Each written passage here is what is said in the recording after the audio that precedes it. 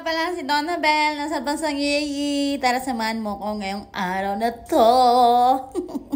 At syempre, favorite, panibagong araw na naman.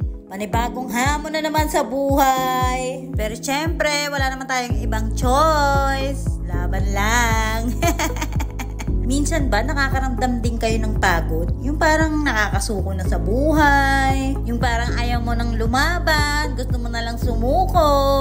Minsan, paano kaya yung lalabanan, no? Yung pag ganun, yung mga mindset mo, positive ka naman, pero yung katawan mo, parang pagod na.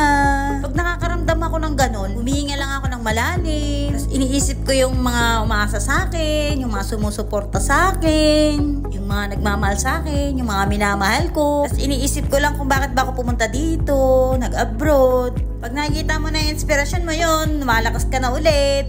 Bumabalik na yung lakas mo, hindi mo na nararamdaman yung pagod. Tapos, ayun, balik ka na sa positive mindset. Pero hindi, totoo, minsan nakakapagod din talaga. Pero syempre, mas pinipili natin na lumaban. Pero may iba na sumsuko. Kaya ikaw, yung nanonood, dyan, proud ako sa'yo. Favorite! Kasi mas pinipili natin na lumaban, mabuhay, maging masaya.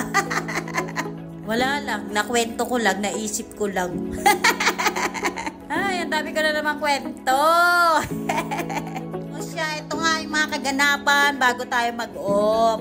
Yan, magsisimba na nga tayo dyan. Ay, ang drama-drama ko na naman. Sorry.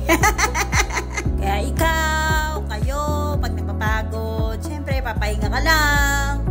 Pag nakapagpahinga na, bangon na ulit, laban na ulit. Ganun lang ang buhay. Favorite! At pagkatapos nga namin na magsimba, ito, nagmukbang kami. Cheat day! Dito nga yan sa Dera, sa Port Said, sa Dampa Seafood. Yun lang, ganun lang. Tapos na yung day off, nakapagpahinga na, nakapagsimba na, okay na yung isip. Eh, yun lang. Thank you. God bless. Ingat kayo.